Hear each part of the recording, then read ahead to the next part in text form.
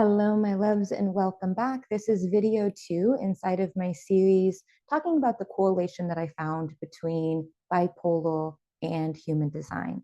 So today we're going to talk about the criteria in order to be diagnosed with bipolar.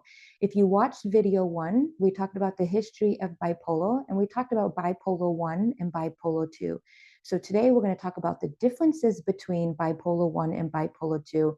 But first, we are going to go over what are the criteria to be diagnosed as having a manic episode as well as a major depressive episode. So when we are looking at the criteria for a manic episode, what we are looking at is a distinct period of abnormally or persistent elevated, expansive, or irritable mood. This is lasting greater than 1 week, or hospitalization. So it's important to note here that if somebody is hospitalized for their manic episode, we no longer are looking for, I have this weird hair right here. We are no longer looking for that greater than 1 week. We are allowed to just sort of skip over that requirement and diagnose them as having a manic episode since it led to hospitalization. And then during this 2-week period, we are looking for more than 3 of the following symptoms in order to be diagnosed as having a manic episode. Now, here, if the mood is only irritable, we're actually going to be looking for 4 of these symptoms instead of 3. You'll see here that we're looking for elevated, expansive, or irritable mood. So there are going to be people who maybe do not have that elevated or expansive mood, but they're irritable. And that's when, if they're irritable, just irritable, we want to make sure that they have 4 of these 7 criteria instead of 3. One of the reasons that I wanted to take time to share this part with you guys was not only so that I could show you guys which criteria I met and where I see that happening inside of my human design chart, but I also wanted to sort of break the stigma of what people believe bipolar is. We have a lot of misconceptions about what bipolar is, and there's a lot of people, I think, that would be surprised at what the criteria is in order to be diagnosed. You may actually watch this video and go, hold on a second. I actually have a lot of these things that would meet the criteria of this diagnosis, even though maybe you've never been diagnosed or this has never been something that was brought to your doctor's attention. So during this 1 week or hospitalization, we are looking to fulfill either 3 or 4 of these criteria. So the first one is inflated self-esteem or grandiosity. So what that looks like is having this grandeur about you where you have this inflated sense of what you're capable of. You have an inflated sense of your achievements. This can sort of sound and feel like I am invincible. I can't get in trouble. I am God. I can do any and all things. Number 2 is a decreased need for sleep. This is feeling rested after only 3 hours of sleep. Number 3 is more talkative than usual or a pressure to keep talking. Number 4 is a flight of ideas or subjective experience that the patient's thoughts are racing. Number 5 is distractibility. This is easily drawn to unimportant or irrelevant external stimuli.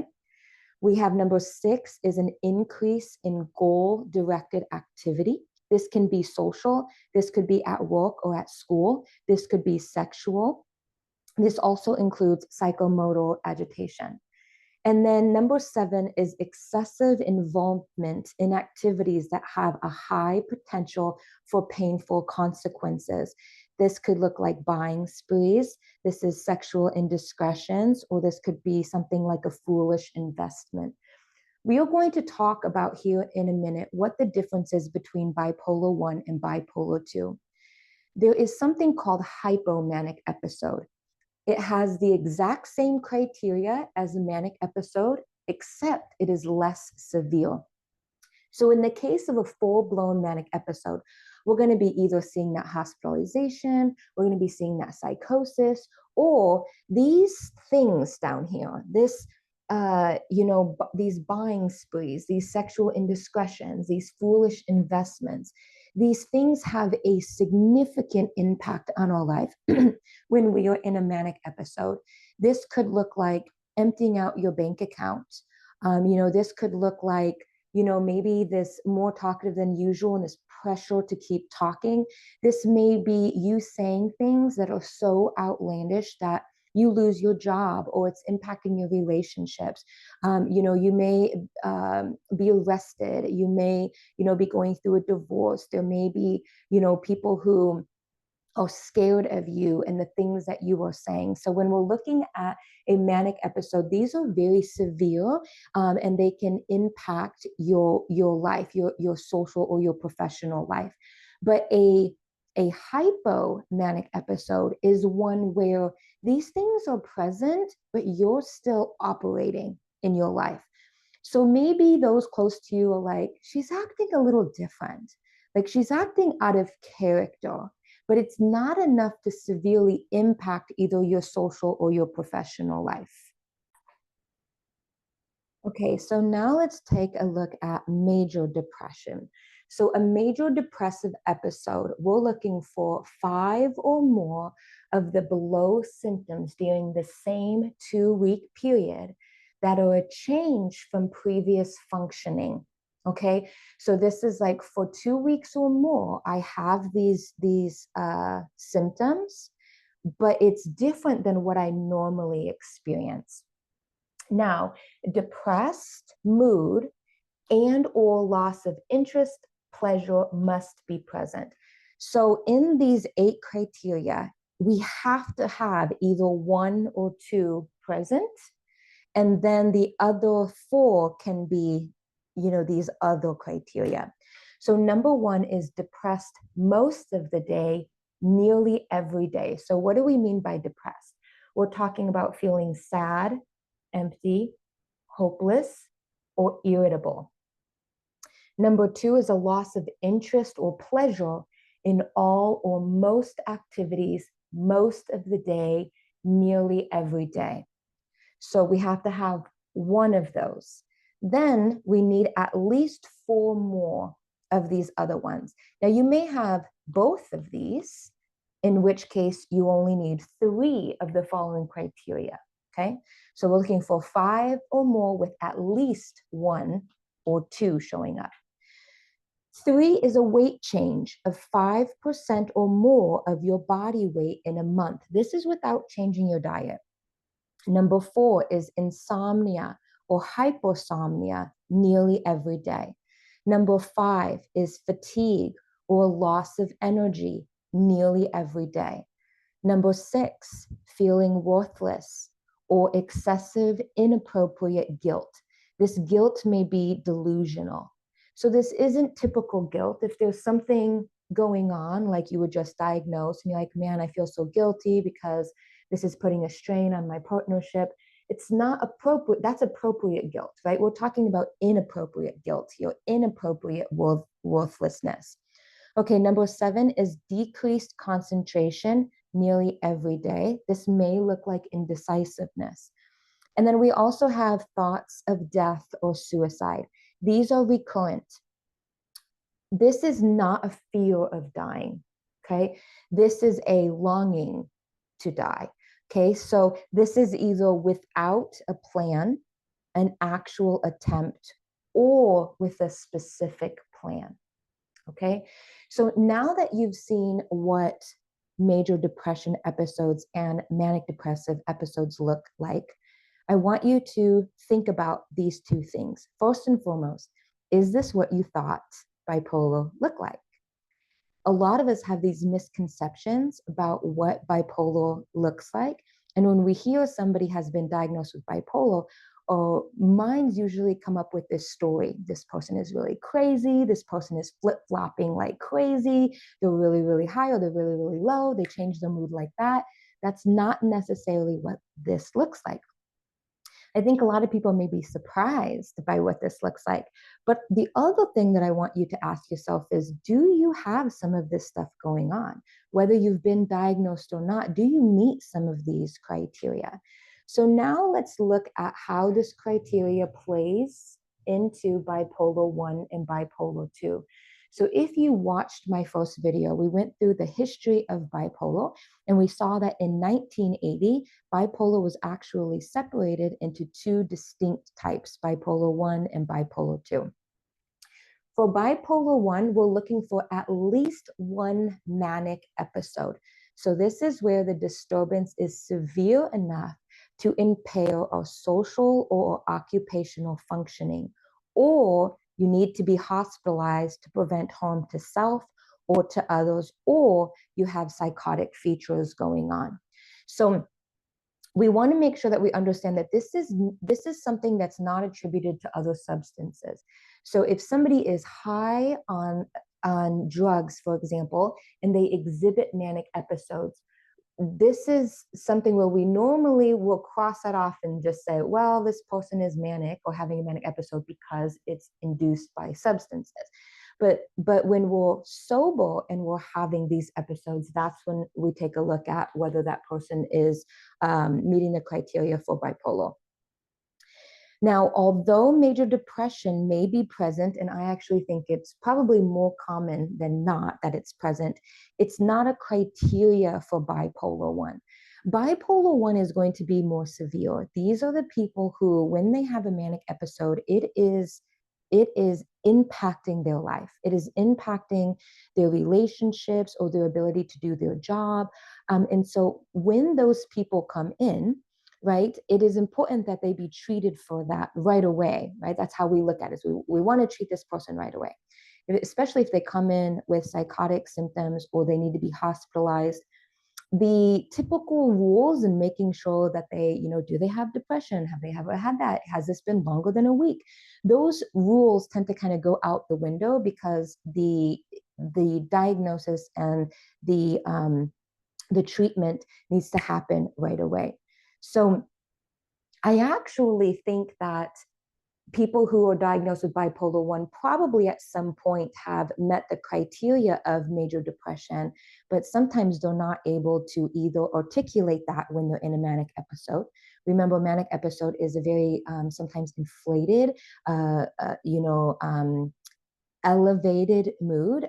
People tend to think of themselves as untouchable. And so it's hard for them in that moment potentially to admit that they've struggled with depression. The other thing that I would imagine is happening here is if a family member is severely depressed, a lot of times family members may not even know that because depression usually equals isolation. So that person may be, going into their home, they may be taking time off of work, but people aren't really around them. They may be staying in their room more often. And so a lot of times people just sort of chalk that up as, they're busy or they're being isolated. They don't always jump to this person is having a major depression episode. But when you're having a manic episode, you are not in isolation, hiding in your room. You are out and about. You are making these risky decisions. It's noticeable to people around you. And so I feel like it's probably more common for family members to step in and have somebody admitted when they're having a manic episode than a depressive episode. So it's probably there, but does not have to be present in order to be diagnosed with bipolar 1. Now, bipolar 2, we're looking for at least one or more hypomanic episode. So the hypomanic episode is the exact same criteria for manic, except these disturbances are uncharacteristic, but less severe. So again, not somebody who's like, man, they're acting out of character, but it's not enough to actually, destroy their life or their career. So they may be having some sexual indiscretions, but it hasn't destroyed their marriage. Or they may be, kind of talking out of turn, or, saying some things that have some people kind of raising eyebrows, but it's not enough for them to lose their job. Or, they may be making some, bad decisions financially, but not enough to bankrupt them, right? And then we're also looking for one or more major depression episode. These are where the symptoms cause significant distress or impairment in those social, occupational, or other important areas of functioning. So just looking at this, do you fall into either one of these categories? Or are you surprised by how, I would say, little it takes to be entered into one of these categories? Tell me down below in the comments how you resonated with this information. Now, I want to talk a little bit about my diagnosis because in the next video, I'm going to talk about human design, which may or may not be a new concept for you, but I want to be able to show you the correlation I found between my human design chart and the things that I was experiencing. So I was actually diagnosed with bipolar 2. Okay. So I had at least one hypomanic episode. I actually had multiple. And I had at least one major depression episode. I actually had multiple. Okay. So let's talk about my major depressive episodes. So I had number one, depressed most of the day, nearly every day. That's sad, empty, hopelessness, and irritability. I had a loss of interest or pleasure in all or most of the activities, most of the day, nearly every day. I had insomnia or hyposomnia nearly every day. I had fatigue or loss of energy nearly every day. I had feeling worthlessness or inappropriate guilt. I had more worthlessness than the guilt. I had decreased concentration nearly every day, showing up as indecisiveness. And I had thoughts of suicide and attempted suicides. So, of the 8, I had 7 of the criteria. So, I was diagnosed with major depression episodes. I actually was diagnosed as having major depression before my manic episodes. So I was being treated with an SSRI, which is an antidepressant. And when somebody who has these bipolar tendencies takes an antidepressant, it will actually sometimes push them into manic episodes. Okay, so now let's take a look at the manic symptoms. So I did have, I would call it a slight inflated self-esteem. I also had a decreased need for sleep. I definitely had more talkative than usual or pressure to keep talking. I would say pressure to keep talking was extreme for me. I had flight of ideas or subjective experience that thoughts are racing. I had distractibility, so easily drawn to unimportant or irrelevant stimuli. I had an increase in goal directed activity. Specifically, this has always been something that I can kind of get fixated on in work, being promoted in school, graduating top of my class. But for the sake of my diagnosis, it was around sexual goal directed activity. And I had excessive involvement in activities that had a high potential for painful consequences. Specifically for me, this manifested as sexual indiscretions. Okay. So I had all 7 of the criteria for manic episode, but mine was less severe. They considered it hypomanic because I was able to hold a job. I was able to maintain my relationships. I was able to keep functioning in my work and my personal life, even though these were showing up. So my diagnosis was I had bipolar 2. I was being treated for what we call rapid thoughts, pressured speech,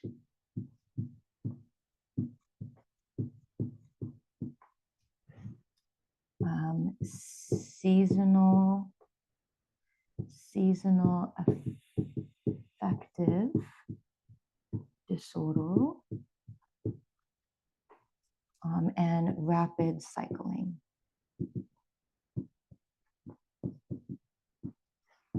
So what this meant was I had rapid thoughts. This was like so many thoughts happening in my mind at one time.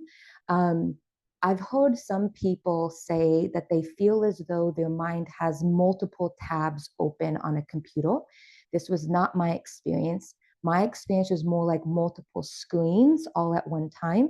So if if you go to like a bar and they have like TVs with different games showing and they have all of it running at one time.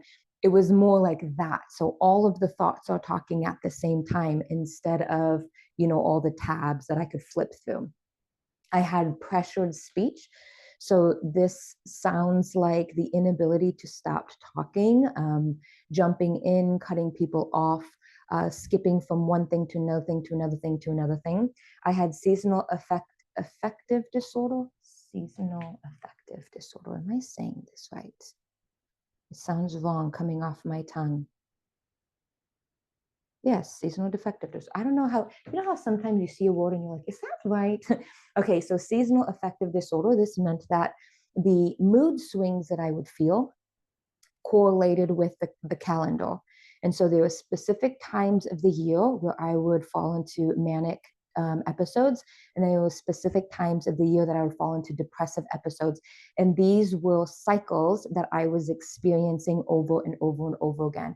I believe the criteria for this is 2 years with the same cycles before they diagnose you.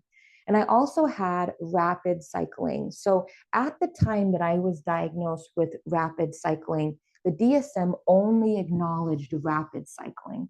At this point, they have ultra rapid cycling. And I think there's actually an extra ultra rapid cycling. So for rapid cycling, you need to experience at least four episodes in a 12-month period.